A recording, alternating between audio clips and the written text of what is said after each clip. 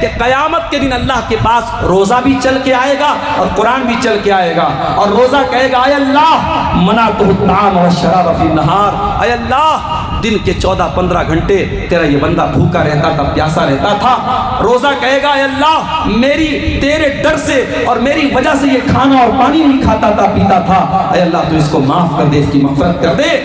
اور قرآن کہے گا منعتہ النوم باللیل، اے اللہ دنیا رات میں سوئی رہتی تھی، دنیا رات میں عیش کرتی تھی، اے اللہ تیرا یہ بندہ راتوں کو اٹھ کر کے قرآن پڑھا کرتا تھا، تہجد میں قرآن پڑھتا تھا، تلاوت کرتا تھا قرآن کی۔ قرآن رات میں تہجد کے لیے اٹھے تو اپنی محترمہ کو بھی اٹھائے کہ چلو اٹھو تم پڑھو۔ اور میں اپنی ماں سے کہنا چاہتا ہوں، بہت سی عورتیں ہوتی ہیں رات میں تہجد پڑھتی ہیں لیکن شوہر کو کبھی نہیں اٹھاتی ہیں۔ اللہ کے نبی فرماتے ہیں رحم اللہ رجلا قام من اللیل، اللہ تعالیٰ کی رحمت نازل ہوتی ہے اس انسان کے اوپر جو رات میں اٹھ کر کے تہجد پڑھتا ہے، وہ ایقظ امرأتہ، اور اپنی بیوی کو اٹھاتا ہے۔ اگر بیوی انکار کر دیتی ہے اپنی بیوی کے چہرے پر پانی چھڑک کر کے اس کو اٹھاتا ہے۔ اور اللہ تعالیٰ کی رحمت نازل ہوتی ہے اس عورت کے اوپر جو رات میں اٹھ کر کے تہجد پڑھتی ہے اور اپنے شوہر کو بھی اٹھاتی ہے۔ میری پیاری ماں اور بہنوں، ایسی بیوی بنو جو شوہر کے دین میں اس کی مدد کرے، شوہر کے اندر کوئی غلط عادت نہیں، ذکرت عنده فلم يصلي علی، آپ نے منبر کی پہلی سیڑھی پر قدم رکھا، آپ نے فرمایا اس انسان کی ناک خاک آلود ہو جائے، وہ انسان برباد ہو جائے، وہ انسان اس کا ستیہ ناش ہو جائے جس کے سامنے اس کے نبی کا نام لیا جائے وہ درود نہ پڑے۔ دوسری سیڑھی پر آپ نے قدم رکھا، فرمایا وَرَغِمَ أَنْفُ رَجُلٍ أَدْرَكَ رَمَضَانَ ثم انسلک قبل ان یغفر لہ، اس انسان کا بھی ستیہ ناش ہو جائے، وہ انسان بھی برباد ہو جائے جس کو رمضان کا مہینہ مل جائے، جو رمضان کا مہینہ پالے اور رمضان ختم ہو جائے اس کی مغفرت نہ ہو پائے، اس کی بخشش نہ ہو پائے۔ اور تیسری سیڑھی پر آپ نے قدم رکھا تو آپ نے بدعا فرمائی وَرَغِمَ أَنْفُ رَجُلٍ أَدْرَكَ عِنْدَهُ الْكِبَرَ وَالِدَاهُ، جس کے ماں باپ اس کو بڑھاپے میں ملے ہوں، فَلَمْ يُدْخِلَاهُ الْجَنَّةَ، اور اس کے ماں باپ اس کو جنت میں داخل نہ کر پائے ہوں۔ اس کا مطلب یہ ہوا کہ رمضان جیسا برکت والا مہینہ جو اب 3-4 دن کے بعد ہمیں اور آپ کو ملنے والا ہے، اگر اس بابرکت مہینے کو حاصل کرنے کے بعد بھی کوئی انسان اگر نیکیوں سے دور رہے، نماز سے دور رہے، قرآن سے دور رہے تو بہت بڑا بد نصیب ہے۔ اب اس کے سدھرنے کی امید نہیں ہے میرے بھائی۔ جو انسان خانے کعبہ کے سامنے کھڑا ہو کر کے بیٹھ کر کے موبائل پر گیم کھیل رہا ہو، اب اس انسان سے ہم کیا توقع رکھیں گے میرے بھائیوں؟ ہمارے دل میں ایک سوال پیدا ہوا کہ اے اللہ، کوئی انسان اتنا بھی پتھر دل کیسے ہو سکتا ہے؟ کوئی انسان اتنا بھی بدقسمت کیسے ہو سکتا ہے کہ اتنے اپنے ملک اور اپنے وطن سے دور خانے کعبہ کے سائے میں بیٹھ کر کے بھی اسے موبائل پر گیم کھیلنے کی فرصت ہے، اسے اللہ کو یاد کرنے کی فرصت نہیں ہے؟ جب اس سوال کا جواب ہم قرآن کریم میں تلاش کرتے ہیں، قرآن کریم کے 17ویں پارے کی پہلی آیت میں اللہ تعالیٰ اس سوال کا جواب دیتا ہے۔ اقترب للناس حسابهم وَهُمْ فِي غَفْلَةٍ مُعْرِضُونَ، لوگوں کے حساب کا ٹائم قریب آ گیا، لوگوں کے امتحان کا ٹائم قریب آ گیا۔ اب یہاں حساب سے کیا مراد ہے؟ بعض علماء نے کہا اس سے موت بھی مراد ہو سکتی ہے، بعض علماء نے کہا اس سے قیامت بھی مراد ہو سکتی ہے۔ لوگوں کے حساب کا ٹائم قریب آ گیا، یعنی ان کے مرنے کا ٹائم قریب آ چکا ہے، وہ کب مر جائیں گے معلوم نہیں، کون سا کورونا وائرس آ کر کے ان کو ختم کر دے، کون سی بیماری آ کر کے ان کی زندگی کی ڈور کو تھام دے، کون سی خطرناک بیماری آ کر کے اس کے دل کی دھڑکن کو روک دے، اسے نہیں معلوم۔ بنارس کے میرے ایک دوست کا آج میسج آیا دوپہر میں، ان کا جوان بھائی 30 سے 35 سال کی عمر کا ان کا جوان بھائی، اچانک اس کی آنکھوں کی روشنی چلی گئی، اس کو آپریشن کے لیے وہ چنئی کے مشہور آنکھوں کے ہاسپٹل میں وہ لے کے جا رہے تھے، مجھ سے دعا کی درخواست کر رہے تھے۔ میرے بھائیوں، میرے عزیزوں، کوئی نہیں جانتا کب کون سی بیماری آ کر کے اس کو بہت بڑی مصیبت میں ڈال دے، اسے موت تک پہنچا دے۔ کون سا ایکسیڈنٹ، کون سا حادثہ، کون سی بیماری آپ کی زندگی کو ختم کر دے آپ نہیں جانتے ہیں۔ اللہ فرما رہا ہے اقترب للناس حسابهم، او لوگوں تمہارے حساب کا ٹائم بالکل قریب ہے، تمہاری موت کا ٹائم بالکل قریب ہے۔ اور قیامت اگر اس سے مراد لے لیں تو قیامت بھی بہت قریب ہے، اور قیامت کی بہت ساری نشانیاں دھیرے دھیرے ظاہر ہو رہی ہیں۔ اللہ فرما رہا ہے لوگوں کے حساب کا ٹائم قریب ہے، وَهُمْ فِي غَفْلَةٍ مُعْرِضُونَ، لیکن لوگ غفلت میں پڑے ہوئے ہیں۔ یہ سب سے خطرناک بیماری ہے، غفلت کی بیماری۔ لوگ غفلت میں پڑے ہیں۔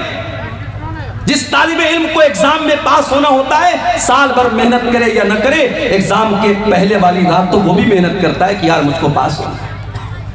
جس کو معلوم ہو جائے کل میرا امتحان ہے اور مجھے اس سال فیل نہیں ہونا ہے، پاس ہونا ہے، حالانکہ اس ایگزام میں اگر فیل بھی ہو گیا زیادہ سے زیادہ اس کا ایک سال برباد ہو جائے گا، زیادہ سے زیادہ اسکول سے نکال دیا جائے گا، مدرسے سے نکال دیا جائے گا۔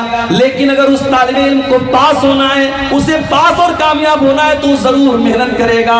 اللہ فرما رہا ہے میرے بندو تم کتنے غافل ہو، تم کتنے نادان ہو، وَهُمْ فِي غَفْلَةٍ مُعْرِضُونَ، تمہارے حساب کا ٹائم قریب ہے پھر بھی تم غفلت میں پڑے ہوئے ہو۔ ہم اور آپ غفلت میں پڑے ہیں میرے بھائی۔ کتنے جھٹکوں کا انتظار ہم کریں گے، کتنی بیماریوں اور مصیبتوں کا انتظار ہم کریں گے، کتنی ظالم حکومتوں کا انتظار ہم کریں گے، کتنی مسجدوں کے گرنے کا انتظار ہم کریں گے۔ سارے واقعات ہمارے سامنے ہیں پھر بھی ہمارے دلوں میں کوئی نرمی نہیں آ رہی ہے، ہمارے دل ویسے ہی کٹھور کے کٹھور ہیں۔ نہ ہمارے نوجوانوں کی بے راہ روی میں کوئی کمی ہے، نہ ہماری بہنوں کی بے پردگی میں کوئی کمی ہے، نہ ہمارے حرام کاروباروں میں کوئی کمی ہے، نہ ہماری نماز سے دوری میں کوئی کمی ہے، نہ ہمارے سماج میں پائی جانے والی برائیوں میں کوئی کمی ہے۔ ہمارے دل آخر کتنے سخت ہو گئے میرے بھائی۔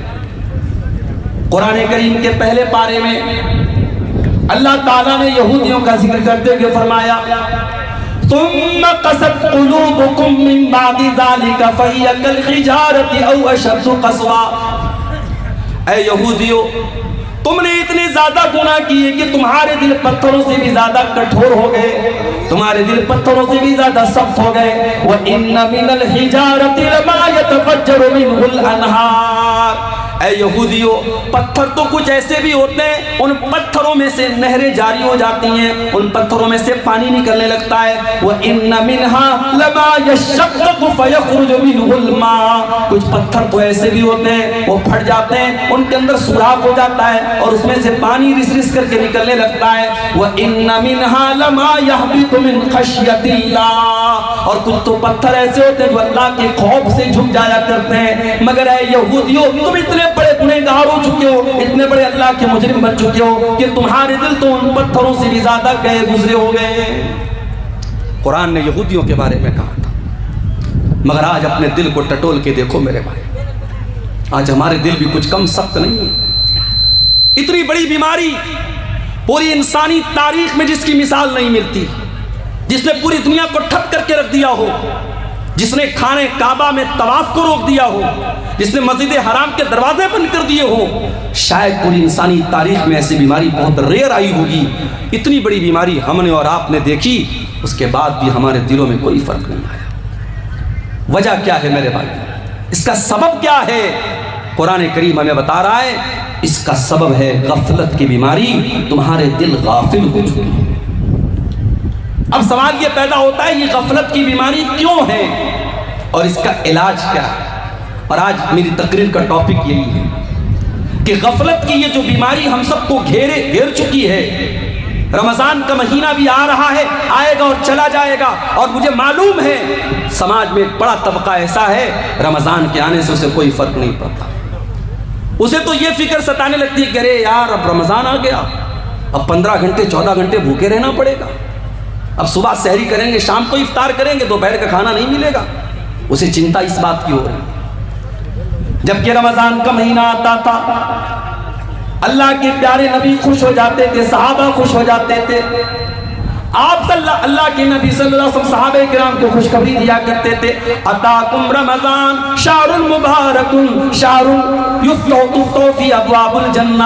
آپ صحابہ سے کہتے تھے میرے صحابہ دیکھو برکت والا مہینہ آ چکا ہے، رمضان کا مہینہ آ چکا ہے جس میں جنت کے دروازے کھول دیے جاتے ہیں، وتغلق فی ابواب جہنم، اور جہنم کے دروازے بند کر دیے جاتے ہیں، وتغل فیہ مردۃ الشیاطین، اور شیطانوں کو قید کر دیا جاتا ہے، فیہ لیلۃ خیر من الف شہر، اور اس مہینے میں ایک رات ایسی ہے جو 1000 مہینے سے بہتر ہے۔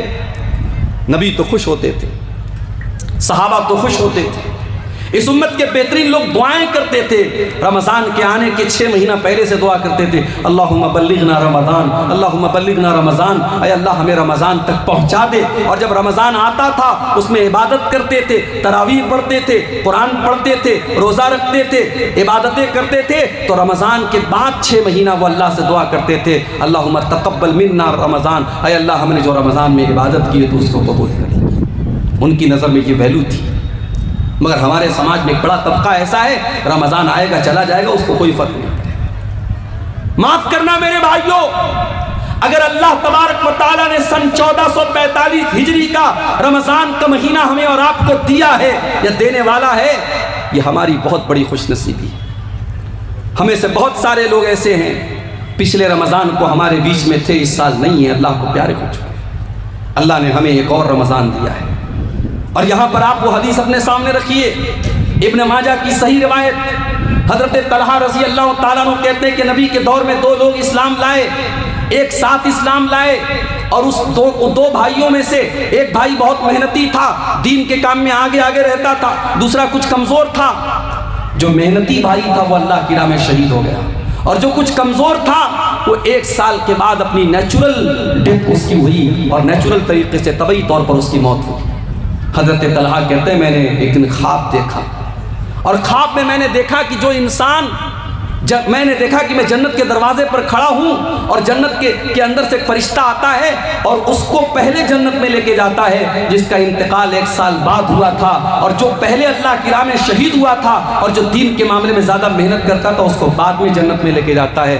حضرت طلحہ کہتے ہیں مجھے بڑی حیرت ہوئی، جب میری نیند کھلی میں نے صحابہ کرام سے اس خواب کو بیان کیا، صحابہ کرام نے بھی تعجب کا اظہار کیا کہ ایسا کیسے ہو سکتا ہے؟ ایک انسان دین کے معاملے میں اتنی محنت کیا کرتا تھا، اللہ کی راہ میں شہید ہوا تھا، دوسرا اتنی محنت بھی نہیں کرتا تھا اور وہ شہید بھی نہیں ہوا تھا، اس کی نیچرل موت ہوئی تھی، اور شہید ہونے والا بعد میں جنت میں جا رہا ہے، اور جس کا انتقال بعد میں ہوا وہ پہلے جنت میں جا رہا ہے، ایسا کیسے ہو سکتا ہے؟ جب یہ بات اللہ کے پیارے رسول کے کانوں تک پہنچی، کیا فرمایا اللہ کے پیارے نبی نے؟ آپ نے فرمایا کیا تمہیں طلحہ کے خواب پر تعجب ہو رہا ہے؟ اے میرے صحابہ کیا تمہیں حیرت ہو رہی ہے کہ طلحہ نے ایسا خواب کیوں دیکھا ہے؟ مجھے ایک سوال کا جواب دو، جس بھائی کا انتقال 1 سال بعد ہوا تھا، الیس قد ادرک رمضان، کیا اس نے اپنی زندگی میں ایک اور رمضان کا مہینہ نہیں پایا؟ صحابہ نے کہا اے اللہ کے نبی اس نے ایک اور رمضان کا مہینہ پایا۔ آپ نے فرمایا الیس قد صام وصلى وسجد من سجدۃ کذا وکذا، اس ایک رمضان میں اس نے اپنے بھائی کے مقابلے میں زیادہ نماز پڑھی، زیادہ روزہ رکھا اور زیادہ اللہ کی راہ میں سجدہ کیا۔ آپ صحابہ نے کہا ہاں اللہ کے نبی یہ تو صحیح کہہ رہے ہیں آپ نے فرمایا فکان ما بینہما ابعد مما بین الارض والسماء، اے میرے صحابہ کان کھول کر کے سن لو، جب ایک رمضان اس نے زیادہ پایا اور ایک رمضان میں اس نے زیادہ عبادت کی تو دونوں بھائیوں کے درمیان، ان کے درمیان جو دوری ہے وہ زمین و آسمان کی دوری سے بھی زیادہ ہے۔ اللہ اکبر، ہم خوش نصیب ہیں میرے بھائی، اللہ ہمیں ایک اور رمضان دے رہا ہے۔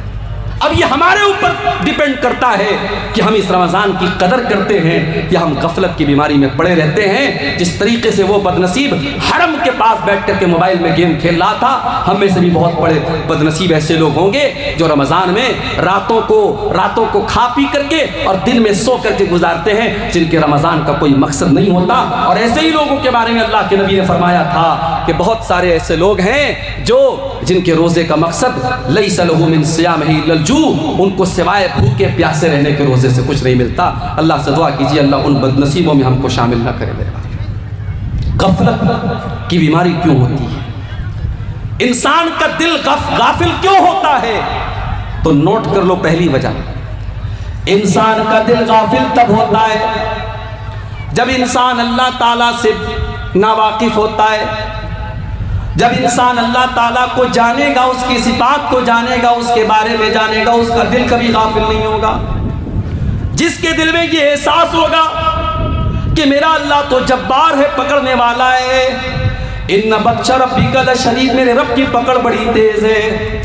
جس انسان کے دل میں یہ احساس ہوگا یہ دنیا میں کوئی دیکھ رہا ہو یا نہیں دیکھ رہا ہو، اللہ تعالیٰ تو سب کچھ دیکھ رہا ہے، اس کا کیمرہ تو 24/7 آن ہے، اس کا کیمرہ تو کبھی آف ہونے والا نہیں ہے۔ جب انسان اللہ کو پہچانے گا، جب اللہ کو جانے گا، اس کے دل سے غفلت کی بیماری دور ہو جائے گی میرے بھائیوں۔ اسی لیے جب حضرت لقمان اپنے بیٹے کو نصیحت کرتے ہیں تو پہلے کیا کہتے ہیں؟ پہلے اللہ کے بارے میں اپنے بیٹے کو بتاتے ہیں، یا بنی انہا ان تک مثقال حبۃ من خردل فتکن فی صخرۃ او فی السماوات او فی الارض یاتی بها اللہ۔ حضرت لقمان اپنے بچے سے کہتے ہیں، اے میرے بچے، ایک رائی کے دانے کے برابر بھی اگر کوئی چیز ہوگی، آسمانوں کے اندر کہیں ہوگی، زمین کے اندر کہیں ہوگی، اور کسی چٹان کے نیچے چھپی ہوئی ہوگی، یاتی بها اللہ، اللہ کا پاور تو ایسا ہے، اللہ کی قدرت تو ایسی ہے، اللہ اس رائی کے دانے کے برابر چیز کو سامنے لے آئے گا۔ یہاں بیچارہ سمجھتا ہے کہ واٹس ایپ کی چیٹنگ ڈیلیٹ کر دی تو ختم ہو گیا، براؤزر کی ہسٹری ڈیلیٹ کر دی تو ختم ہو گیا۔ اس کو یہ لگتا ہے کہ میں نے موبائل پر جو کال ہسٹری میں جس سے بات کی، میں نے کال ہسٹری سے ڈیلیٹ کر دیا تو کسی کو پتہ نہیں چلے گا۔ اللہ سے بھی چھپا لو گے تم؟ تمہاری انگلیوں نے کیا ٹچ کیا ہے، تمہارے کانوں نے کیا سنا ہے، اور تمہاری آنکھوں نے کیا دیکھا ہے، اللہ کو سب معلوم ہے میرے بھائیو۔ اللہ کے پاس سب ریکارڈ ہے، اور قیامت کے دن یہ ریکارڈنگ اوپن ہوگی۔ حتی اذا ما جاؤوها شہد علیہم سمعهم وابصارهم وجلودهم بما كانوا يعملون۔ میرے بندو، قیامت کے دن تمہاری چمڑی تمہارے خلاف گواہی دے گی، تمہاری آنکھیں تمہارے خلاف گواہی دیں گی، تمہارے کان تمہارے خلاف گواہی دیں گے۔ وَقَالُوا لِجُلُودِهِمْ لِمَ شَهِدتُّمْ عَلَيْنَا قَالُوا أَنطَقَنَا اللَّهُ الَّذِي أَنطَقَ كُلَّ شَيْءٍ۔ انسان کہے گا، اے اللہ، میری چمڑی کو بولنا کیسے آ گیا، میری چمڑی کیسے بول رہی ہے؟ انسان کی چمڑی کہے کہ آج اللہ نے ہم کو بولنا سکھایا، اور ہم سے تو نے کیا کیا ٹچ کروایا اور کیا کیا ٹچ کیا، آج ہم تیرے پول کھولیں گے۔ یہ ہے اللہ کا پاور میرے پاس۔ جلسہ ہو رہا ہے، سڑک پر آپ چل رہے ہیں، ظاہر یہ کر رہے ہیں کہ صاحب ہم جلسے میں جا رہے ہیں، پروگرام میں جا رہے ہیں، مگر آپ کی نظریں کہاں کہاں کا طواف کر رہی ہیں، آپ کی نگاہیں کہاں کہاں جا رہی ہے، کس کس مناظر کو آپ دیکھ رہے ہیں، اللہ کو سب معلوم ہے۔ یعلم خائنۃ الاعین وما تخفی الصدور۔ اللہ تو وہ ہے جو تمہاری آنکھوں کی چوری کو بھی جانتا ہے، جو تمہارے دلوں میں چھپے ہوئے راز کو بھی جانتا ہے۔ اللہ کو جتنا جانیں گے میرے بھائی، غفلت کی بیماری اتنی دور ہوتی چلی جائے گی۔ اگر غفلت کی بیماری سے اپنے آپ کو پاک کرنا ہے، اللہ کے بارے میں جانو۔ اور اللہ کے بارے میں ہم کیسے جانیں گے؟ جب ہم قرآن کا مطالعہ کریں گے، جب ہم نبی کی حدیثوں کا مطالعہ کریں گے، اور جتنا ہم اللہ کو جانیں گے اتنا اللہ کا ڈر ہمارے دل میں پیدا ہوگا، اتنا اللہ سے پیار ہمارے دلوں میں بڑھ جائے گا۔ اور اسی لیے اللہ قرآن میں کہتا ہے، انما یخشی اللہ من عبادہ العلماء۔ اللہ سے اس کے بندوں میں وہی بندے اللہ سے ڈرتے ہیں جو علماء ہوتے ہیں، جو اللہ کو جانتے ہیں، جو اللہ کا علم رکھتے ہیں۔ جتنا آپ اللہ کے بارے میں جانیں گے اتنا آپ کے دل میں اللہ کا ڈر پیدا ہو جائے گا۔ دوسری چیز، غفلت کی بیماری کی دوسری وجہ، جب انسان دنیا میں غرق ہو جاتا ہے، ڈوب جاتا ہے، دنیا کمانے کے چکر میں اس قدر پڑ جاتا ہے کہ آخرت کو بھول جاتا ہے، اللہ کو بھول جاتا ہے، تب انسان کا دل غافل ہو جاتا ہے میرے بھائی۔ اسی لیے اللہ قرآن میں بار بار ہمیں منع کرتا ہے، میرے بندو تم کاروبار بھی کرو، تم بزنس بھی کرو، بال بچوں کی پرورش بھی کرو، شادی بھی کرو، بیویوں کا حق بھی ادا کرو، بچوں کا بھی حق ادا کرو، لیکن اے میرے بندو، مال کے چکر میں، اولاد کے چکر میں کہیں اللہ کو بھول نہ جانا۔ مال تو مرنے کے ساتھ ہی تمہارا ساتھ چھوڑ دے گا، اولاد قبر میں دفنا کے مٹی دے کے چلی جائے گی، قبر میں نہ مال کام آئے گا نہ اولاد کام آئے گی۔ المال والبنون زینۃ الحیات الدنیا والباقیات الصالحات خیر عند ربک ثوابا وخیر املا۔ میرے بندو، یہ مال اور اولاد تمہاری دنیا کی زندگی کو خوبصورت تو بناتے ہیں مگر آخرت میں کوئی کام آنے والے نہیں ہیں۔ بیٹا بڑا محبت کرتا ہے، بڑی محبت کرتا ہے اپنے باپ سے، قیامت کے دن بیٹا کام آئے گا آپ کے؟ نہیں۔ یوم یفر المرء من اخیہ وامہ وابیہ وصاحبتہ وبنیہ لکل امرئ منہم یومئذ شان یغنیہ۔ قیامت کے دن انسان اپنے بھائی کو دیکھ کر کے بھاگے گا، اپنے بچوں کو دیکھ کر کے بھاگے گا، اپنی بیوی کو دیکھ کر کے بھاگے گا، اپنی اولاد کو دیکھ کر کے بھاگے گا۔ وہاں تو نفسی نفسی کا عالم ہوگا، وہاں تو سب کو اپنی فکر ہوگی۔ مال اور اولاد کے چکر میں، کاروبار کے چکر میں، دنیا کے چکر میں انسان اللہ کو بھول کے بیٹھا ہے، غافل ہو گیا ہے میرے بھائی۔ اسی لیے اللہ قرآن میں کہتا ہے یا ایھا الذین آمنوا لا تلہکم اموالکم ولا اولادکم عن ذکر اللہ۔ اے ایمان والو، کہیں تمہارا مال تم کو اللہ کے ذکر سے غافل نہ کر دے، کہیں تمہاری اولاد تم کو اللہ کے ذکر سے غافل نہ کر دے، کہیں مال کے چکر میں تم اللہ کو بھول نہ جانا، کہیں اولاد کے چکر میں تم اللہ کو بھول نہ جانا۔ کاروبار کرتے ہیں آپ، بزنس کرتے ہیں، دکان پر بیٹھے ہوئے ہیں، اذان کی آواز آتی ہے، حی علی الصلاۃ کی آواز، مؤذن دے رہا ہے، بلا رہا ہے نماز کی طرف، بلا رہا ہے کامیابی کی طرف، مگر آپ کے لیے کسٹمر زیادہ امپورٹنٹ ہے، دکان زیادہ اہم ہے، آپ دکان بند کر کے نماز پڑھنے کے لیے تیار نہیں۔ اللہ قرآن میں کہتا ہے میرے بندو رجال لا تلہیہم تجارت ولا بیع عن ذکر اللہ۔ اے میرے بندو، میرے سچے بندے تو وہ ہیں، میرے مومن بندے تو وہ ہیں، وہ کاروبار بھی کرتے ہیں، وہ بزنس بھی کرتے ہیں، وہ دنیا میں بہت بڑا بڑا کاروبار کرتے ہیں، مگر ان کا کاروبار ان کو کبھی نماز سے غافل نہیں کرتا، کبھی اللہ کے ذکر سے غافل نہیں کرتا۔ یاد رکھو میرے بھائیو، آپ اپنی نماز سے یہ مت کہیے کہ کاروبار زیادہ امپورٹنٹ ہے، آپ اپنے کاروبار سے کہہ دیجئے نماز زیادہ اہم ہے، اللہ کا ذکر زیادہ اہم ہے۔ اپنے کاروبار کو بند کر کے آپ نماز پڑھنے آئیے، اور اگر آپ کو ایسا لگتا ہے، اگر آپ نے 10 منٹ 15 منٹ نماز کے لیے ٹائم نکالا، آدھا گھنٹہ آپ نے نماز کے لیے ٹائم نکالا، آپ کا کسٹمر آنا بند ہو جائے گا، آپ کی دکان پہ تالا لگ جائے گا، آپ کا کاروبار میں گھاٹا ہو جائے گا۔ اللہ قرآن میں فرماتا ہے ان الذین یتلون کتاب اللہ واقاموا الصلاة وآتوا الزکاة وانفقوا مما رزقناہم سرا وعلانیۃ یرجون تجارۃ لن تبور۔ میرے جو بندے قرآن پڑھتے ہیں، میرے جو بندے نماز قائم کرتے ہیں، میرے جو بندے زکوٰۃ دیتے ہیں، ان کے کاروبار میں کبھی گھاٹا ہونے والا نہیں ہے، وہ ایسا کاروبار کر رہے ہیں جس کاروبار میں کبھی نقصان ہونے والا نہیں ہے۔ مال اور اولاد کے چکر میں اللہ کو بھول گئے۔ غفلت کی بیماری کی یہ دوسری بڑی وجہ ہے میرے بھائیوں، جب انسان دنیا میں غرق ہو جاتا ہے، ڈوب جاتا ہے، تو وہ اس کا دل غفلت کی بیماری میں مبتلا ہو جاتا ہے۔ اللہ کے پیارے نبی خطبہ دے رہے ہیں، آپ کے پیارے نواسے حضرت حسن و حسین رضی اللہ تعالیٰ عنہما لال رنگ کا کپڑا پہنے ہوئے مسجد میں آتے ہیں، 5-6 سال کے معصوم بچے ہیں۔ نبی نے اپنے نواسوں کو مسجد میں دیکھا کہ وہ بیچارے گرتے پڑتے اپنے نانا کی طرف آ رہے ہیں۔ نانا جان اپنے منبر سے اترتے ہیں، اپنے خطبے کو روکتے ہیں اور اپنے نواسوں کو اپنی گود میں لیتے ہیں، اپنے نواسوں کو لاڈو پیار کرتے ہیں، اور اس کے بعد آپ صحابہ کرام سے کہتے ہیں کہ اے میرے صحابہ، اللہ تعالیٰ نے کتنی سچی بات فرمائی، انما اموالکم و اولادکم فتنہ، تمہارا مال تمہارے لیے بہت بڑا فتنہ ہے، تمہاری اولاد تمہارے لیے بہت بڑا فتنہ ہے۔ آپ نے فرمایا ہے میرے صحابہ، میں نے اپنے بچوں کو دیکھا، مجھ سے صبر نہ ہوا، مجھ سے برداشت نہ ہوا، جب تک میں ممبر سے اتر کر کے میں نے ان بچوں سے پیار نہ کیا مجھے چین نہیں ملا۔ میرے بھائیوں، اللہ کے رسول نے ممبر سے اتر کر چند منٹ کے لیے اور چند سیکنڈ کے لیے اپنے خطبے کو روکا ہے اور اپنے لاڈلوں سے پیار کیا ہے، اپنے نواسوں سے پیار کیا ہے، تو نبی نے اس کو بھی فتنہ قرار دیا ہے۔ ذرا غور کرو، آج بیوی بچوں کے لیے اور کاروبار کے لیے اور مال کے لیے ہم اللہ ہی کو بھول کے بیٹھے ہیں۔ کتنے بد نصیب ایسے ہیں 24 گھنٹے میں ایک بار بھی ان کی پیشانی اللہ کی بارگاہ میں نہیں جھکتی ہے، ایک بار بھی اللہ کا نام ان کی زبان سے نہیں آتا ہے۔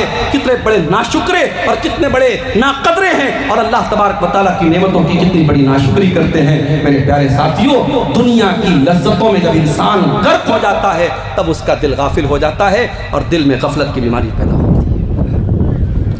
غفلت کی بیماری کی تیسری وجہ، جب انسان اپنی موت کو بھول جاتا ہے اور انسان یہ سمجھنے لگتا ہے کہ ہمیشہ آپ کو دنیا میں رہنا ہے، مرنا نہیں ہے۔ موت کو بھول جانے کی وجہ سے بھی انسان غافل ہو جاتا ہے۔ اسی لیے اللہ تعالیٰ قرآن میں بار بار ہمیں موت کی یاد دلاتا اور فرماتا ہے کل نفس ذائقۃ الموت، میرے بندو ایک نہ ایک دن سے تم سب کو مرنا ہے۔ اینما تکونوا یدرککم الموت ولو کنتم فی بروج مشیدہ، میرے بندو تم جہاں بھی جاؤ گے موت تمہارا پیچھا نہیں چھوڑے گی، موت سے تم نہیں بچ سکتے۔ اور موت ایک ایسی چیز ہے میرے بھائیوں جو انسان کی اوقات اسے بتاتی ہے۔ بڑے سے بڑا کروڑ پتی ارب پتی بھی ایک ایسا ٹائم آتا ہے، موت نوٹ کی گڈی سے آپ زندگی نہیں خرید سکتے، آپ نوٹ کی گڈی سے آپ اپنی سانسوں کو نہیں خرید سکتے۔ جس وقت موت لکھی ہے، دنیا کے بڑے سے بڑے ڈاکٹر بھی سر جھکا کے کہیں گے نہیں صاحب اب ان کو ہم بچا نہیں سکتے، ان کی زندگی ہمارے ہاتھ میں نہیں ہے، ان کی موت کا ٹائم آ گیا ہے۔ موت انسان کو اس کی اوقات یاد دلاتی ہے۔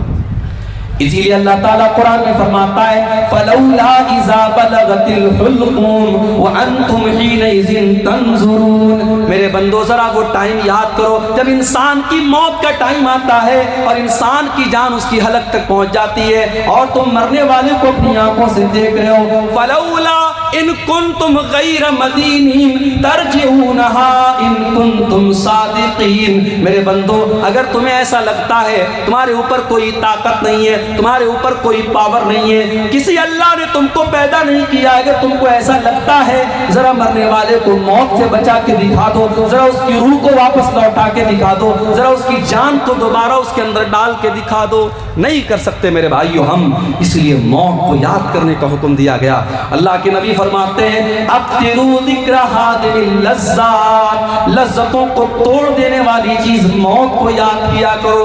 عثمان غنی کو دیکھو میرے بھائیو، عثمان غنی جب کسی قبرستان کے پاس سے گزرا کرتے تھے، کسی قبر کو دیکھا کرتے تھے، زار و قطار ہونے لگتے تھے۔ پوچھنے والوں نے پوچھا کہ اے عثمان غنی جنت کی بات آتی ہے آپ روتے نہیں ہیں، جہنم کی بات آتی ہے آپ روتے نہیں ہیں، لیکن قبر کو دیکھ کر کے آپ رونے لگتے ہیں۔ عثمان غنی کہتے ہیں او لوگوں میں نے اپنے پیارے نبی کو یہ فرماتے ہوئے سنا ہے ان القبر اول منزل من منازل الاخرہ، بے شک یہ قبر آخرت کی پہلی منزل ہے، جس نے اس منزل کو پار کر لیا اس کے لیے آگے کی منزلیں آسان ہیں۔ موت کو یاد کیا کرو میرے بھائی۔ ایک بھائی مجھ سے پوچھنے لگے مولوی صاحب مزاروں پہ جانا کیسا ہے، بمبئی میں حاجی علی کی درگاہ پہ جانا کیسا ہے، اجمیر میں خواجہ معین الدین چشتی اجمیری کی درگاہ پہ جانا کیسا ہے، مزاروں پہ جانا کیسا ہے؟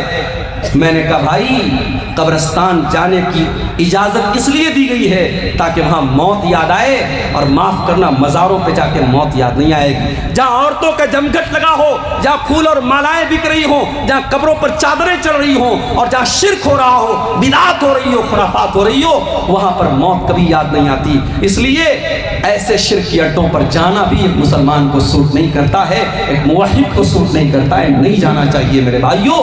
ہاں عام قبرستان میں آپ جائیے، کبھی اللہ آپ کو توفیق دے آپ مدینہ منورہ کی جب آپ زیارت کریں گے، جب آپ مدینہ جائیں گے، ایک طرف نبی کی مسجد ہے اور دوسری طرف بقیع کا قبرستان ہے، اور اس بقیع کے قبرستان میں 10,000 سے زیادہ صحابہ کرام کی قبریں ہیں۔ ان سے بڑا ولی کون ہے، ان سے بڑا اللہ کا نیک بندہ کون ہے؟ نبیوں کے بعد اس دنیا میں سب سے مقدس اگر کوئی جماعت تھی تو صحابہ کرام کی جماعت تھی، سارے صحابہ کی قبریں ہیں۔ لیکن میرے بھائیوں کوئی پکی قبر نہیں ہے، کوئی مزار نہیں ہے، کوئی گنبد نہیں ہے، کوئی چادر نہیں چڑھائی جا رہی ہے، کوئی مالا نہیں چڑھایا جا رہا ہے، وہاں آپ کو موت یاد آئے گی اور آپ کو یہ احساس ہوگا کہ اے اللہ جب تیرے نبی کے 10,000 صحابہ اسی قبر کے اندر دفن ہیں، اے اللہ ہمیں بھی ایک دن اسی قبر میں جانا ہے اور اسی مٹی کے نیچے جانا ہے، ہمیں بھی اے اللہ اپنے عمل کا حساب دینا ہے، وہاں آپ کو موت یاد آئے گی۔ میرے پیارے ساتھیوں، اللہ کے نبی ایک انصاری صحابی کے جنازے میں گئے، صحابی کا جنازہ قبر میں اتارا جا رہا ہے، اللہ کے پیارے نبی وہیں قبر کے پاس بیٹھے ہوئے ہیں اور آپ کے صحابہ کرام بھی بیٹھے ہوئے ہیں، اور آپ جب موت کو یاد کرتے ہیں اور قبر کے مناظر کو یاد کرتے ہیں، ابن ماجہ کے الفاظ ہیں، اللہ کے نبی رونے لگتے ہیں، اللہ کے رسول رونے لگتے ہیں، اور آپ جب رونے لگتے ہیں اس قدر روتے ہیں حتیٰ بل السرا، آپ کی داڑھی آنسوں سے تر ہو جاتی ہے، اور آپ روتے روتے صحابہ کرام سے کہتے ہیں لمثل ھذا فاعدوا یا اخوانی، اے میرے بھائیو، اے میرے صحابہ، اس قبر کی تیاری کرو، یہاں تم سب کو آنا ہے، اس قبر میں تم کو دفن ہونا ہے، یہاں تم سب کو آنا ہے اور اپنے اپنے عمل کا حساب دینا ہے، اس لیے اے میرے صحابہ تم یہاں کی تیاری کرو۔ اس لیے میرے بھائیوں، موت کو اور قبر کو یاد کیا کرو۔ مگر افسوس کی بات ہے، ابھی بنارس میں کچھ دنوں پہلے کا واقعہ شاید آپ نے میڈیا میں پڑھا ہوگا کہ قبرستان سے 8-10 سال کی لڑکی کی لاش کو نکال کر کے ایک ظالم نے اس کی لاش کے ساتھ گندا کام کرنے کی کوشش کی۔ قبرستان میں بیٹھ کر کے لوگ چرس اور گانجا پی رہے ہیں، اور جوا کھیلنے والے جوا کھیل رہے ہیں، اور موبائل پر گندی ویڈیو دیکھنے والے قبرستان پر بیٹھ کر کے ویڈیو دیکھ رہے ہیں۔ یہ ہماری غفلت کی انتہا ہے اور یہ ہمارے دل کی سختی کا عالم ہے۔ میرے پیارے ساتھیوں، جب انسان موت کو یاد کرتا ہے تب اس کے دل کو اللہ تعالیٰ نرم کرتا ہے اور اس کے دل سے غفلت دور ہوتی ہے۔ اور آگے بڑھیے، غفلت کی بیماری کی ایک اور وجہ ہے، اور وہ وجہ ہے برے لوگوں کی سنگت۔ جب آپ برے لوگوں کے ساتھ رہیں گے، گندے لوگوں کے ساتھ رہیں گے، دھیرے دھیرے آپ کے اوپر بھی ان کا اثر پڑے گا۔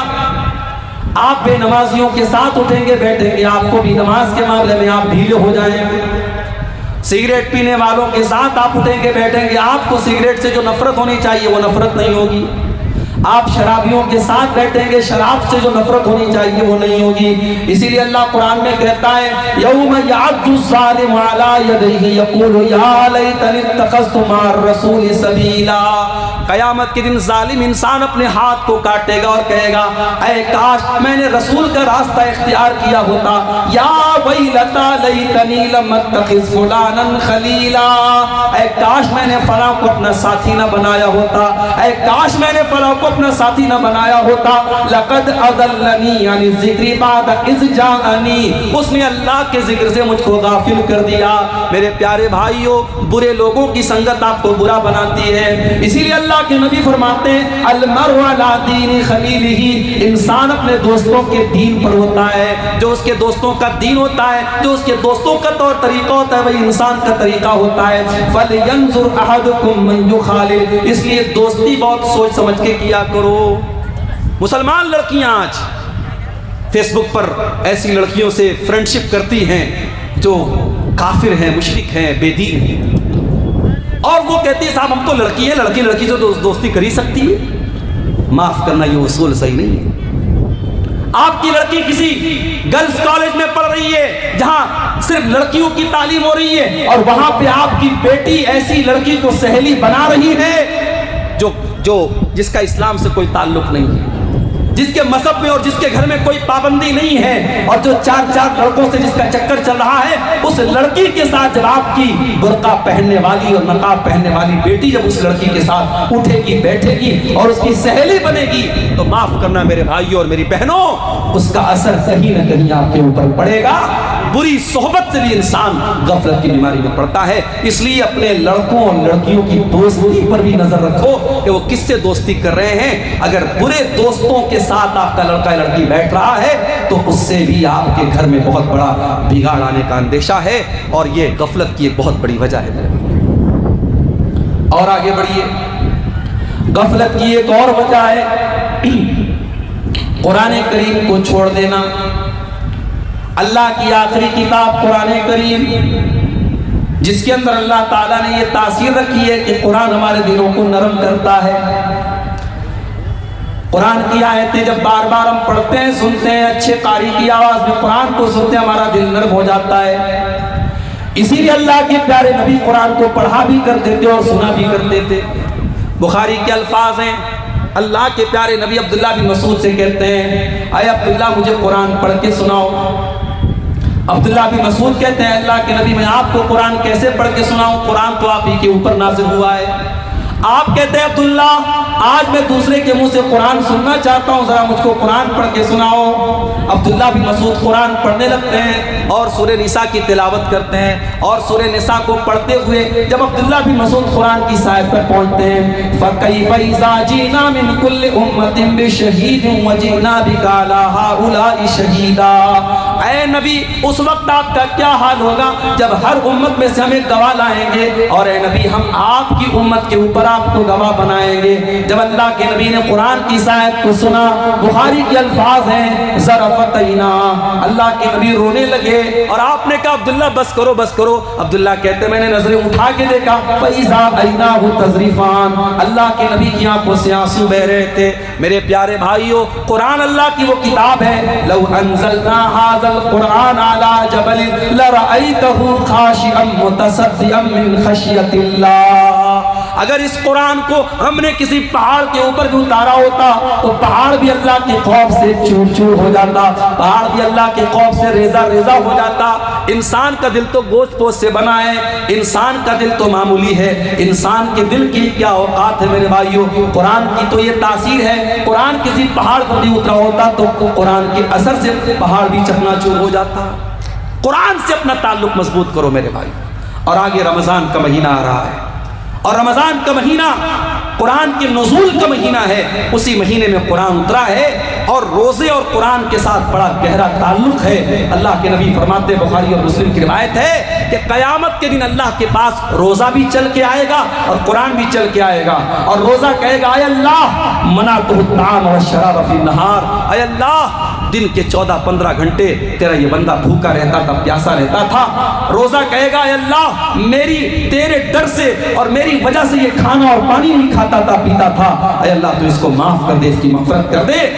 اور قرآن کہے گا منعتہ النوم باللیل، اے اللہ دنیا رات میں سوئی رہتی تھی، دنیا رات میں عیش کرتی تھی، اے اللہ تیرا یہ بندہ راتوں کو اٹھ کر کے قرآن پڑھا کرتا تھا، تہجد میں قرآن پڑھتا تھا، تلاوت کرتا تھا قرآن کی، قرآن ہمارے لیے سفارش کرے گا۔ میرے بھائیوں اس قرآن سے اپنا تعلق مضبوط کر لو، اگر چاہتے ہو کہ دل سے غفلت کی چادر ختم ہو جائے، دل سے غفلت کی لیئر ہٹ جائے اور دل پہ گناہوں کے جو دھبے ہیں وہ مٹ جائیں، تو قرآن سے اپنا تعلق مضبوط کر لو۔ اسی لیے آپ دیکھیے کہ قرآن میں اللہ کہتا ہے فَلَا يَتَدَبَّرُونَ الْقُرْآنَ مَا لَا قُلُوبٍ أَقْفَالُهَا، جو لوگ قرآن کے اوپر غور نہیں کرتے ان کے دلوں کے اوپر تالے لگ جاتے ہیں۔ موبائل میں آپ دیکھیے جب موبائل میں لاک لگ جاتا ہے تو جب تک آپ پاسورڈ نہیں ڈالیں گے لاک نہیں کھلے گا، پیٹرن لاک نہیں ڈالیں گے موبائل کا لاک نہیں کھلے گا۔ دل بھی لاک ہو چکا ہے ہمارا، اور دل کے لاک کو کھولنے کا اگر کوئی طریقہ ہے تو قرآن کریم ہے میرے پیارے ساتھیوں۔ اس لیے قرآن سے اپنا تعلق مضبوط کرو، اور قرآن کو صرف جو حافظ ہیں ان کو نہیں پڑھنا ہے، قرآن کو ہر ایک کو پڑھنا ہے۔ اگر آپ قرآن اٹک اٹک کے پڑھتے ہیں، قرآن جو ہے مہارت کے ساتھ نہیں پڑھ پاتے ہیں، قرآن پڑھتے وقت اگر آپ کی زبان اٹکتی ہے، اٹک اٹک کر کے پڑھنے والے کو ڈبل ثواب ملے گا۔ قرآن آپ سمجھ کر کے نہیں پڑھ پا رہے ہیں، صرف قرآن کا عربی میٹر پڑھ رہے ہیں، قرآن کا عربی ٹیکسٹ پڑھ رہے ہیں، اس پر بھی آپ کو ثواب ملے گا۔ سمجھ کے پڑھے بہت اچھی بات ہے، بغیر سمجھے بھی اگر آپ قرآن کو پڑھ رہے ہیں تو اللہ کے نبی فرماتے ہیں کہ ایک حرف پر 10 نیکی ملے گی۔ میرے بھائیوں آج قرآن سے ہم دور ہیں، اور حالات یہ ہے کہ ہمارا نوجوان 1 گھنٹے کے لیے موبائل کے بغیر نہیں رہ سکتا ہے۔ 1 گھنٹہ اگر موبائل کی بیٹری ختم ہو جائے بے چین ہو جاتا ہے، نہ جانے کس کی کال آئی ہوگی، نہ جانے کس کا میسج آیا ہوگا، نہ جانے کون کون مجھ کو یاد کر رہا ہوگا۔ ذرا سوچو میرے بھائیوں، اگر آپ کا کوئی دوست، بڑا خاص دوست آپ کو میسج کرتا ہے اور آپ واٹس ایپ کھول رہے ہیں، سارے لوگوں کے میسج دیکھ رہے ہیں، اور اس دوست کا میسج آپ اوپن نہیں کر رہے ہیں، کھول نہیں رہے ہیں، آپ کا دوست آپ سے ملے گا، کہے گا یار تو دوست ہے کہ دشمن ہے؟ جب تو میرا میسج نہیں دیکھ رہا ہے، تجھے میری کوئی فکر نہیں ہے، وہ دوست آپ سے دوستی ختم کر دے گا، تعلق ختم کر دے گا۔ میرے بھائیوں قرآن بھی اللہ کا آخری میسج ہے، اللہ کا آخری پیغام ہے، ھذا بلاغ للناس، اور اللہ کا یہ میسج ہم سب کے لیے ہے۔ اور ہم کتنے بڑے بد نصیب ہیں، آج قرآن سے ہم دور ہیں۔ کتنے لوگ تو ایسے ہیں رمضان میں قرآن اٹھاتے ہیں تو پھر سال کے 11 مہینے قرآن کو چھونے کی وہ کوشش بھی نہیں کرتے۔ میرے بھائیوں قرآن کریم کی تلاوت तिलावत को अपनी ज़िंदगी का मामूल बनाओ। गफलत की बीमारी से अगर बचना है तो ये काम भी हमें करना पड़ेगा। इसी तरीके से मेरे भाइयों, एक और चीज़ है जो हमें गफलत की बीमारी में डाल रही है, और वो है नमाज के मामले में लापरवाही। नमाज के मामले में जब आप लापरवाही करेंगे तब भी आपके दिल पे गफलत की चादर चढ़ जाएगी। इसलिए कि नमाज कौन छोड़ता है? कुरान करीम में अल्लाह ने बयान किया सूरह मरियम के अंदर, फ़ख़लफ़ मिन बादिहिम ख़ल्फ़ुन अज़ाउस सलाता वत्तबउश शहवाति फ़सौफ़ यल्क़ौना ग़य्या। नमाज को तो वही लोग छोड़ा करते हैं जो ख्वाहिशात के पैरोकार होते हैं, जो शहवतों की पैरवी करते हैं, जो अल्लाह के फरमा बरदार नहीं होते बल्कि अपनी शहवतों के फरमा बरदार होते हैं। इसीलिए बाज़ नौजवान जब हमसे पूछते हैं कि मौलाना कोई ऐसा तरीक़ा बताइए कि हम बहुत सारी नफसानी ख्वाहिशात से बचने लगें। बहुत से हमारे नौजवान भाई होते हैं मोबाइल की गंदी आदतों में, मोबाइल में गंदी चीज़ों को देखने की आदत पड़ गई या किसी किस्म की बुरी आदत पड़ गई, उसका तरीका पूछते हैं। कुरान करीम की आयत की रोशनी में एक नुस्खा आपको बता रहा हूँ, कभी इसको ट्राई कीजिएगा, आजमाइएगा मेरे भाइयों मेरी बहनों। अगर आपको ये लगता है कि आप अपनी ख्वाहिशात पर कंट्रोल नहीं कर पा रहे हैं तो कुरान करीम की आयत हमें सबक दे रही है कि नमाज की पाबंदी करो। इसलिए कि जो इंसान नमाज नहीं पढ़ता है, जिसकी ज़िंदगी में नमाज के लिए शेड्यूल नहीं है, नमाज के लिए टाइम नहीं है, उस इंसान की जिंदगी ख्वाहिशात से घिर जाती है, वो ख्वाहिशात का पैरोकार हो जाता है। और इसीलिए अल्लाह कह रहा है फ़ख़लफ़ मिन बादिहिम ख़ल्फ़ुन अज़ाउस सलाता, ऐसे नालायक लोग आ गए नबियों के बाद जिन्होंने नमाज के मामले में लापरवाही की और जब नमाज को छोड़ दिया, वत्तबउश शहवात, अपनी शहवतों के पैरोकार हो गए, फ़सौफ़ यल्क़ौना ग़य्या, और ऐसे लोग जहन्नम में डाले जाएंगे। इसीलिए अल्लाह कुरान के 21वें पारे के शुरू में कहता है अक़ीमिस सला, नमाज कायम करो, इन्नस सलाता तन्हा अनिल फ़हशाइ वल मुनकर, बेशक नमाज बेहयाई से रोकती है। नमाज के मामले में लापरवाही मत करो। आज माशाअल्लाह गांव-गांव मस्जिदें बन गई हैं, मस्जिदें बन गई हैं, मगर मस्जिदों को आबाद करने वाले लोग नहीं हैं। शायर कहता है मस्जिद तो बना ली शब भर में ईमान की हरारत वालों ने, मस्जिद तो बना ली शब भर में ईमान की हरारत वालों ने, मन अपना पुराना पापी था बरसों में नमाजी बन न सका। मेरे भाइयों, शानदार मस्जिदें तामीर करने से काम नहीं चलेगा, मस्जिदों को नमाजियों से आबाद किया जाता है। नमाज की जब तक आप पाबंदी नहीं करेंगे, और अपने घर में भी आप नमाज का माहौल पैदा करो, आप अपनी बीवी बच्चों को भी नमाज का पाबंद बनाओ। और कुरान करीम में अल्लाह ताला ने अपने नेक बंदों की एक दुआ बयान की कि अल्लाह के नेक बंदे दुआ करते हैं रब्बना हब लना मिन अज़वाजिना व ज़ुर्रिय्यातिना क़ुर्रता अयुन, ऐ हमारे परवरदिगार हमारे बीवी बच्चों को हमारी आंखों की ठंडक बना दे, वजअलना लिलमुत्तक़ीना इमामा, और ऐ अल्लाह हमें तो मुत्तकियों का इमाम बना दे।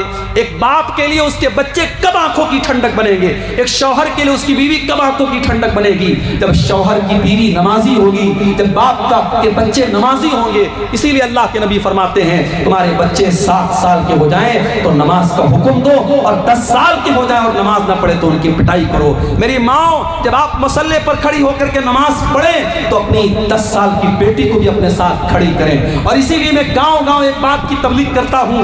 आपके झारखंड के कई इलाकों में मैं गया, देखा शानदार मस्जिद कायम है, अहले हदीसों की बस्ती है, लेकिन मस्जिद में जुमा में औरतों का इंतजाम नहीं है। मैं बड़ी ताकीद के साथ कहता हूँ हालात बहुत खराब हो चुके हैं मेरे भाइयों, हालात बहुत खराब हो चुके हैं। आप देखें, खबर आपने सुनी होगी, हमारे उत्तर प्रदेश के बरेली शहर में 8 साल तक मदरसे में पढ़ने वाली लड़की फेसबुक पर एक गैर मुस्लिम लड़के से दोस्ती करती है और उसके बाद उसके जाल में फंसती है, उससे शादी करती है और हिंदू मजहब में दाखिल हो जाती है, इस्लाम को छोड़ देती है। 8 साल तक मदरसे में पढ़ने वाली लड़की का ये हाल है। हमारी कौम आज कहाँ जा रही है मेरे भाई? हमारी और आपकी बच्चियां आज इस्लाम को छोड़ करके मुर्तद हो रही हैं। शायद पूरी इस्लामी तारीख में ऐसा बदतरीन दौर नहीं देखा गया था मेरे भाइयों।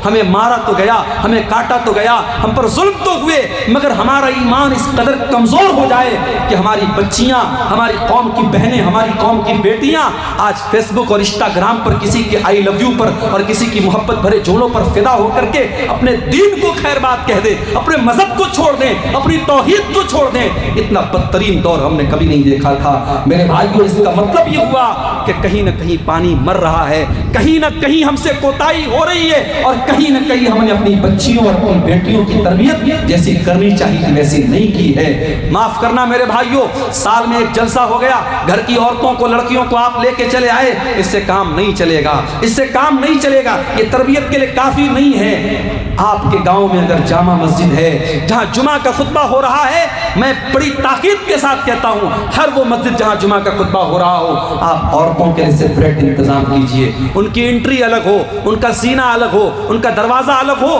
پردے کا معقول انتظام ہو۔ آپ کے گھر کی عورتیں جب جمعہ کے خطبے میں جائیں گی، ایک سال میں 50-52 جمعہ کا خطبہ سنیں گی، آدھا گھنٹے کے یہ جمعہ کے خطبے جب وہ 50 بار سنیں گی، ان کی دین کی بہت ساری معلومات ان کو ملے گی۔ آج کتنی عورتیں ہیں، ان سے آپ دین کی موٹی موٹی باتیں پوچھ لیں، نہیں بتا پائیں گی۔ ہاں، رسم و رواج کی باتیں آپ پوچھ لیں، شادی بیاہ میں کتنے جوڑے کپڑے دینا ہے، فلانے نے اپنی لڑکی کی شادی میں 12 جوڑے دیے تو یہ 24 جوڑے دے گی، اس نے اپنی بیٹی کو 10 گرام کا ہار دیا تو یہ 20 گرام کا ہار دے گی۔ رسم و رواج کے معاملے میں ہماری عورتیں ماشاءاللہ کسی سے کم نہیں ہیں۔ ہمارے بنارس میں ایک جگہ ہماری رشتہ داری میں شادی ہو رہی تھی، شادی کا سارا سامان آیا تو اس میں نے دیکھا کہ ایک پڑیا رکھی ہوئی ہے۔ میں نے پوچھا بھائی اس پڑیا میں کیا ہے؟ تو کہنے لگی یہ سہاگ کی پڑیا ہے، یہ سہاگ کی پڑیا ہے۔ اور سہاگ کی پڑیا میں کیا ہے؟ سندور رکھا ہوا ہے، ماتھے کی بندی رکھی ہے۔ مسلمان عورت کے بھی آج شادی کے موقع پہ سندور اور بندی ان کے یہاں چل رہا ہے۔ میں نے فوراً منع کیا اور سمجھایا کہ یہ اسلام کا اس سے کوئی تعلق نہیں ہے۔ اسلام میں عورت کے سہاگ کی کوئی جسمانی نشانی نہیں ہے، عورت کے نکاح کی ایک ہی نشانی ہے شوہر کے دل میں اس کی محبت، بس۔ کوئی بندی، کوئی سندور، کوئی منگل سوتر، یہ اسلام میں کوئی سہاگ کی نشانی نہیں ہے۔ آج یہ شرکیہ اور جاہلانہ چیزیں ہماری ماں بہنوں کے اندر آئی ہیں۔ میرے بھائیوں، جب تک آپ محنت نہیں کریں گے ان عورتوں کی تبلیغ پر اور کام نہیں کریں گے اپنی لڑکیوں کی دینی تعلیم پر، آپ حالات کو سدھار نہیں سکتے ہیں۔ پانی بہت سر سے اونچا جا رہا ہے، اور ہمیں اللہ کے نبی کی وہ حدیث یاد آتی ہے، آپ نے قیامت کے پہلے بتایا تھا کہ ایسا دور آئے گا، یبیع دینہ بعرض من الدنیا، دنیا کے چند ٹکوں کے بدلے میں انسان اپنے دین کا سودا کر لے گا۔ آج وہ حالات ہم دیکھ رہے ہیں کہ چند ٹکوں کے بدلے میں کتنے لوگ مشرک ہو رہے ہیں، منافق ہو رہے ہیں، کتنے لوگ داڑھی رکھ کر کے، کرتا پہن کر کے، ٹوپی لگا کر کے، آج نیوز چینل پر آ کر کے، ٹی وی چینل پر آ کر کے اللہ کے بارے میں اناپ شناپ بک رہے ہیں، اسلام کے بارے میں الٹی سیدھی چیزیں بک رہے ہیں، اور شرکیہ نعرے اپنی زبان سے نکال رہے ہیں۔ یہ ایمان کی کمزوری کا دور ہے میرے بھائیوں، یہ فتنوں کا دور ہے۔ اپنے بچوں کی تربیت پر توجہ دو، خود بھی نماز کی پابندی کرو اور ان کو بھی نماز کا پابند بناؤ۔ یاد کرو ابراہیم خلیل اللہ کو، جب اپنے لخت جگر اسماعیل کو اور اپنی بیوی ہاجرہ کو جب مکہ میں چھوڑ کے جا رہے تھے، اور وہ مکہ کوئی آج کا مکہ نہیں تھا جہاں اتنا بڑا کلاک ٹاور موجود ہے اور بڑی بڑی بلڈنگیں موجود ہے۔ وہ مکہ ایسا مکہ تھا کہ بے آب ہو گیا سرزمین تھی، نہ پانی کا ایک قطرہ تھا، نہ اناج کا ایک دانہ تھا۔ اس مکہ میں جب چھوڑ کے جا رہے تھے، ابراہیم کیا دعا کرتے ہیں؟ ربنا انی اسکنت من ذریتی بواد غیر ذی زرع عند بیتک المحرم ربنا لیقیموا الصلاۃ۔ اے پروردگار، اپنے بیوی بچے کو اس بیاب ہو گیا سرزمین میں چھوڑ کے جا رہا ہوں، ربنا لیقیموا الصلاۃ، اے اللہ تو توفیق دے ان کو یہ نماز قائم کریں۔ ابراہیم کو چنتا ہے اپنے بچوں کے نماز قائم کرنے کی۔ میرے پیارے بھائیوں، آپ کو کیوں چنتا نہیں ہے؟ آپ کو کیوں فکر نہیں ہے؟ آپ گھومنے جاتے ہیں، بچوں کو لے کے جاتے ہیں، ہوٹل میں کھانا کھاتے ہیں، بچوں کو لے کے کھانا کھاتے ہیں، بیوی کو لے کے کھانا کھاتے ہیں۔ کیا آپ یہ گوارا کریں گے؟ کیا آپ یہ پسند کریں گے کہ آپ تو جنت میں چلے جائیں اور آپ کی بیوی جہنم میں چلی جائے، آپ کے بچے جہنم کی آگ میں جلیں؟ میرے بھائیوں، ہم کبھی یہ پسند نہ کریں گے۔ اسی لیے اللہ قرآن میں بار بار کہتا ہے قوا انفسکم واہلیکم نارا، اے ایمان والو اپنے آپ اور اپنے گھر والوں کو جہنم کی آگ سے بچاؤ، جہنم کی آگ سے بچاؤ۔ جس پریوار سے آپ محبت کرتے ہیں اسے جہنم کی آگ میں جلتا ہوا نہیں دیکھ سکتے۔ اسی لیے جب آپ رات میں تہجد کے لیے اٹھے تو اپنی محترمہ کو بھی اٹھائیں کہ چلو اٹھو تم پڑھو۔ اور میں اپنی ماں سے کہنا چاہتا ہوں، بہت سی عورتیں ہوتی ہیں رات میں تہجد پڑھتی ہیں لیکن شوہر کو کبھی نہیں اٹھاتی ہیں۔ اللہ کے نبی فرماتے ہیں رحم اللہ رجلا قام من اللیل، اللہ تعالیٰ کی رحمت نازل ہوتی ہے اس انسان کے اوپر جو رات موٹ کر کے تہجد پڑھتا ہے۔ وَأَيْقَظَ امْرَأَتَهُ इम्राअतहु, और अपनी बीवी को उठाता है। अगर बीवी इनकार कर देती है, अपनी बीवी के चेहरे पर पानी छिड़क करके उसको उठाता है। और अल्लाह ताला की रहमत नाज़िल होती है उस औरत के ऊपर जो रात में उठ करके तहज्जुद पढ़ती है और अपने शौहर को भी उठाती है। मेरी प्यारी माँ और बहनों, ऐसी बीवी बनो तो शौहर के दीन में उसकी मदद करे, शौहर के अंदर कोई गलत आदत है उसको छुड़ाने वाली बनो। इसीलिए जब अल्लाह के रसूल से पूछा गया कि बेहतरीन औरत की निशानी क्या है, आपने 3 चीजें बताई। पहली चीज अल्लती तसुर्रहु इज़ा नज़र, जब शौहर देखे तो खुश हो जाए। दूसरी चीज व तुतीहु इज़ा अमर, जब शौहर कोई बात कहे तो माने।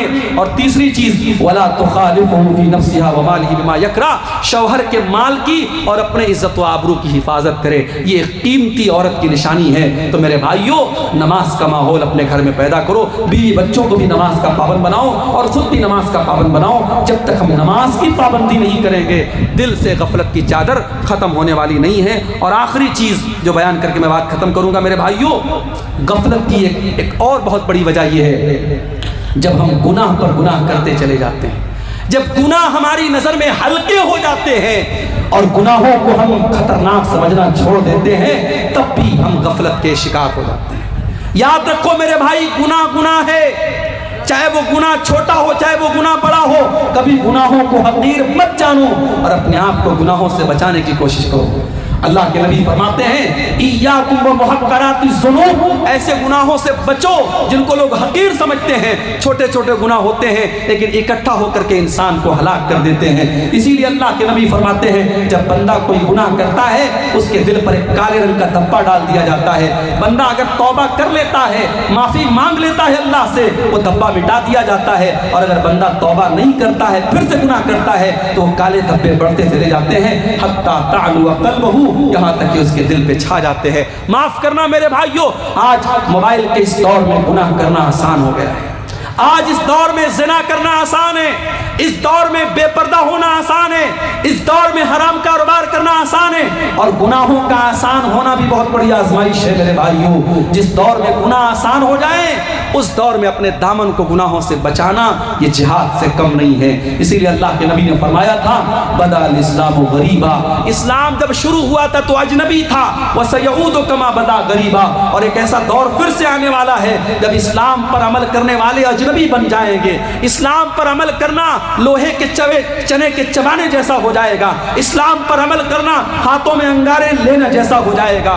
एक लड़की बेपर्दा घूमेगी तो गांव वाले कहेंगे, उसकी बहनें कहेंगी, उसके मोहल्ले की औरतें कहेंगी, अरे ये बड़ी पर्देदार बनती है, नकाब में रहती है, पर्दे में रहती है। अगर कोई औरत अपने देवर से पर्दा करे, बनारस में हमारे एक दोस्त ने शादी की, उनकी बीवी शादी करके आई, उसने घर में जॉइंट फैमिली रहते थे, उसकी बीवी ने कहा कि मैं अपने देवर और जेठ के सामने नहीं आऊँगी, मैं देवर और जेठ के सामने नहीं आऊँगी, ससुर के सामने आ सकती हूँ, ससुर मेरे महरम है लेकिन देवर और जेठ गैर महरम है, मैं देवर जेठ के सामने नहीं आऊँगी। घर वालों के लिए बड़ी शॉकिंग बात थी कि ऐसा कैसे हो सकता है, ऐसा कैसा पर्दा कि देवर के सामने नहीं आएगी, जेठ के सामने नहीं आएगी। लेकिन जब उन्होंने उलमा से पूछा और मसला पूछा तो मसला तो यही है कि साहब देवर जेठ से पर्दा करना है।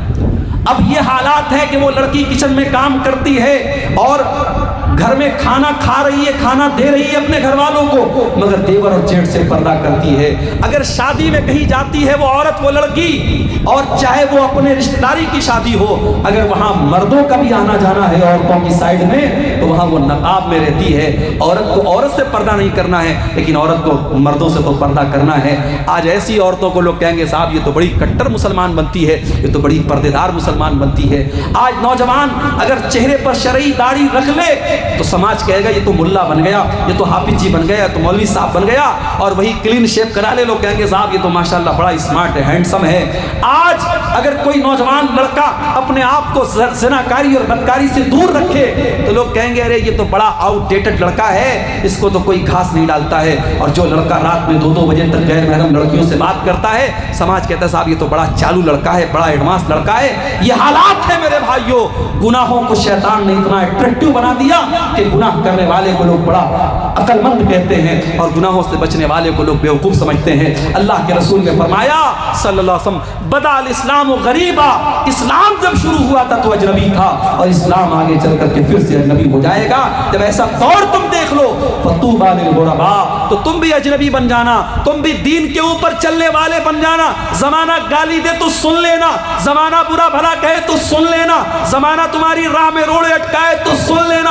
اور ہمیں یاد ہے کرناٹک کی اس لڑکی کا بیان، کرناٹک کی اس لڑکی کی ہمت کو سلام، جس نے ظالموں کے ڈھیر میں اور ظالموں کے جھنڈ میں پردے میں گئی تھی، اور اس کے سامنے جب شرکیہ نعرے لگ رہے تھے، مسکان نام کی اس لڑکی نے کہا تھا، اللہ کی تکبیر کا نعرہ بلند کیا تھا، اس نے اپنے پردے کا پاور دکھایا تھا۔ میری پیاری ماں اور بہنوں، آج یہ پردے کے اندر ایک طاقت ہے۔ ایک مسلمان لڑکی جب پردے میں نکلتی ہے، دنیا جانتی ہے یہ پردے والی لڑکی ہے، اس کو چھیڑا نہیں جا سکتا۔ ابھی آج کل ایک آپ نے نیوز دیکھی ہوگی، بمبئی سے کوئی پردے والی آپا ہے، وہ صاحب پیدل حج کرنے کے لیے نکلی ہیں۔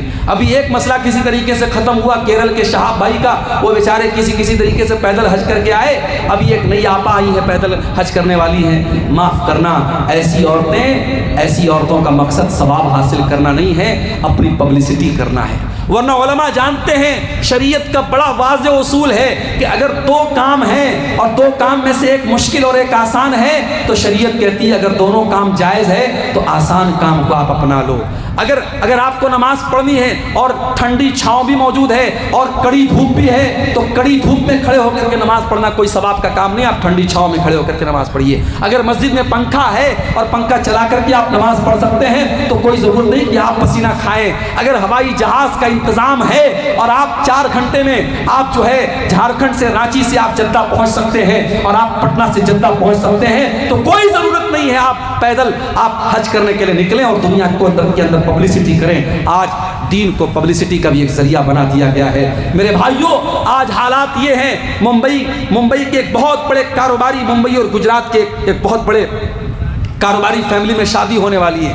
ابھی شادی کے پہلے کی جو تقریبات ہیں، جس کو پری ویڈنگ سیریمنیز کہا جاتا ہے، ان کی شادی کی اس تقریبات میں 9 ارب روپے خرچ ہو چکے ہیں، اور امریکہ سے ایک ناچنے گانے والی کو بلا کر کے 74 کروڑ روپیہ دے کر کے اسے نچوایا گیا تھا، اور میڈیا تالی بجا رہا ہے، اور ہمارے بالی ووڈ کے بڑے بڑے سپر اسٹار اس شادی میں جا رہے ہیں، کسی کو کوئی فرق نہیں پڑتا ہے۔ اور وہی 2 مہینے 3 مہینے کے بعد جب ہمارا بقرعید کا تہوار آئے گا اور ہندوستان بھر کے مسلمان جب قربانی کریں گے، تو اس میڈیا کو سانپ سونگ جائے گا، اور یہ میڈیا اسلام کی دشمنی میں کہے گا کہ صاحب مسلمانوں کو قربانی نہیں کرنی چاہیے، بے زبان جانور مر رہے ہیں، اتنا پیسہ جانوروں کی قربانی پر خرچہ ہو رہا ہے، اتنے پیسے سے کتنے غریبوں کا مکان بن سکتا ہے، کتنی غریب بیٹیوں کی شادی ہو سکتی ہے۔ ان دھوکے باز میڈیا والوں سے جا کر کے کوئی کیوں نہیں کہتا کہ 9 ارب روپے ایک شادی کی تقریبات پر خرچ کر دیے گئے، جس دیش میں 85 کروڑ لوگوں کو، غریب لوگوں کو فری میں راشن دیا جا رہا ہے، اس دیش میں ایک انسان کی شادی پر 9 ارب روپے خرچ کیے جا چکے ہیں۔ کیا میڈیا کا یہ فرض نہیں بنتا کہ وہ اس پر بھی لوگوں کو جاگروک کرے کہ اس 9 ارب روپے سے بہت سارے غریبوں کے کام ہو سکتے تھے؟ میرے پیارے ساتھیوں، اصل چیز یہ ہے، لوگ اسلام کے دشمن بنے ہوئے ہیں، اسلام کو مٹانے کی بہت ساری پلاننگ ہو رہی ہے، مگر یاد رکھو اسلام کی فطرت میں قدرت نے لچک دی ہے، اتنا ہی یہ ابھرے گا جتنا کہ دباؤ گے۔ اسلام اللہ کا وہ چراغ ہے جسے بجھایا نہیں جا سکتا ہے، نور خدا ہے کفر کی حرکت پہ خندزن، پھوکوں سے یہ چراغ بجھایا نہ جائے گا۔ انشاءاللہ اسلام کل بھی تھا اور آج بھی ہے اور قیامت کی صبح تک باقی رہے گا۔ ہماری ذمہ داری یہ ہے کہ ہم اپنے دلوں کو غفلت سے دور کریں میرے بھائیوں، اور جو چیزیں میں نے بتائی ہیں ان اسباب کو دور کر کے ہم اپنے دلوں کی غفلت کو دور کر سکتے ہیں، اور اگر ہم نہیں کریں گے تو یاد رکھو پھر حالات وہی ہوں گے کہ حرم میں بیٹھ کر بھی لوگ موبائل پر ویڈیو گیم کھیلیں گے، اور رمضان کے مقدس مہینے میں بھی لوگ بے حرمتی کریں گے۔ اور آج آپ دیکھ لیں کہ اس غفلت کی بیماری نے آج ہم کو کہاں لا کے کھڑا کر دیا ہے۔ میرے بھائیوں، میں گزارش کرتا ہوں آپ سب سے کہ ہم سب اپنے دلوں کو ٹٹولیں اور اپنی غفلت کی دور کریں۔ دعا کرتے ہیں اللہ تعالیٰ سے رب العالمین ہمیں اپنے دلوں کی سختی کو، ہمارے دلوں کی سختی کو رب العالمین دور فرمائے، ہمیں اپنے گناہوں سے سچی توبہ کرنے کی توفیق عطا فرمائے، آنے والے رمضان کو ہماری اصلاح کا مہینہ بنا دے، ہم سب کو اپنی اصلاح کرنے کی توفیق عطا فرمائے۔ رب العالمین ہماری نوجوان نسل کو اپنے غلط کاموں سے باز آنے کی اور سچی توبہ کرنے کی توفیق عطا فرمائے۔ آمین۔ وآخر دعوانا الحمدللہ۔